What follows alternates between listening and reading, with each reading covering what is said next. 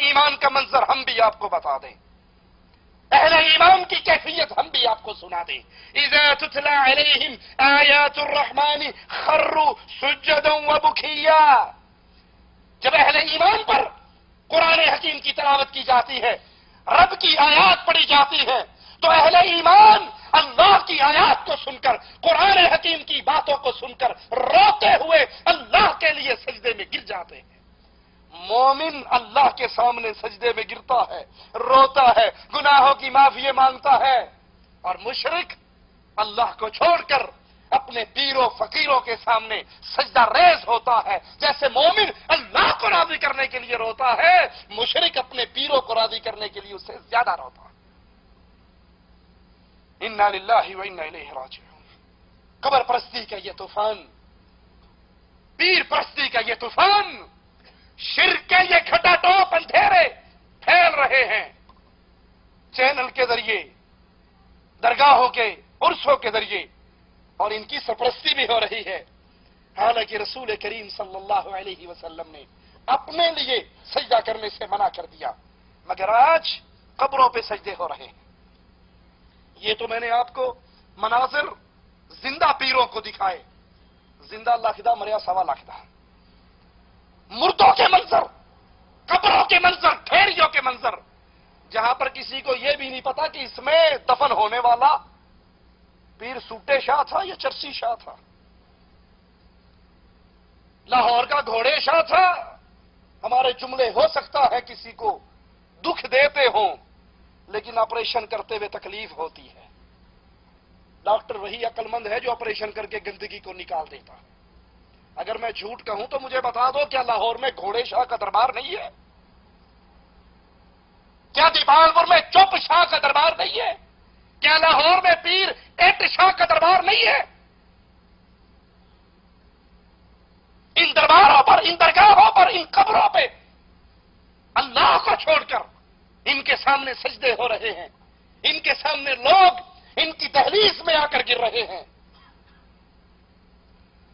اور شرک میں ڈوبے ہوئے ان لوگوں سے غیر اللہ کے لیے ہنستے مسکراتے ننگے قدموں چل کر آ کر سجدہ ریز ہونے والوں سے پوچھا گیا، ایک قبر پرست سے پوچھا گیا، آپ نماز پڑھتے ہیں؟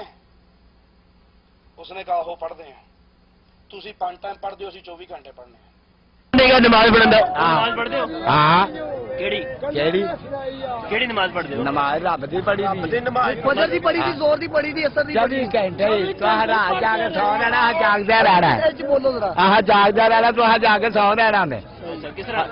جاگدا رہنا، اندا نام جپدے رہنا، سو نہیں رہنا، سانو لالچ نہیں کسے گل دا۔ نہیں مسجد جا کے نماز نہیں پڑھتے آپ؟ مسجد اندر ہے اپنے دل چ ہر شاہ حج کیتا تسی؟ ہے حج کیتا ہے؟ اج ماں باپ دی سیوا دیئے تے گھر اج مکے نہیں گئے؟ نہیں جی مکے نہیں گئے، اتنے کیوں آ گئے ہو؟ گھر ہی مکہ ہے جی، ماں اتنے کیوں آئے پھر؟ مکے نہیں گئے تو اتنے کیوں آئے ہو؟ ایسے دادا صاحب ہمارا انتظار کرنا ہے، سلام کرنا ہے۔ بابا جی گھر نہیں جاندے؟ اللہ کے گھر نہیں گئے؟ اللہ کے گھر نہیں گئے؟ دادا کے گھر ہے آگے بیٹھے ہیں، اور کتنے بیٹھے ہیں؟ خدا ہر جگہ، خدا ہر جگہ میلہ دیکھنا ہے سرکار۔ تسی ملنگ ہو گئے کلندر ہو؟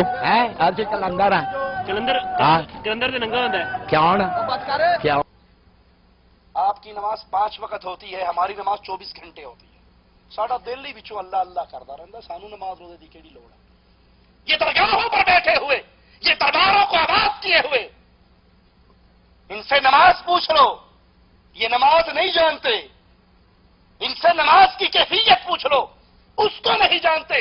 دربار کے سارے آداب جانتے ہیں۔ کوئی قبر پہ آتے ہوئے جوتی پہن کر نہ آئے، قبر سے واپس جاتے ہوئے کنڈ کر کے نہ جائے، اور جوتی ٹوکن لے کے دربار پہ ٹوکن والے کو دینا نہ بھولے، کیوں چکر والے بہت سارے بیٹھے ہیں۔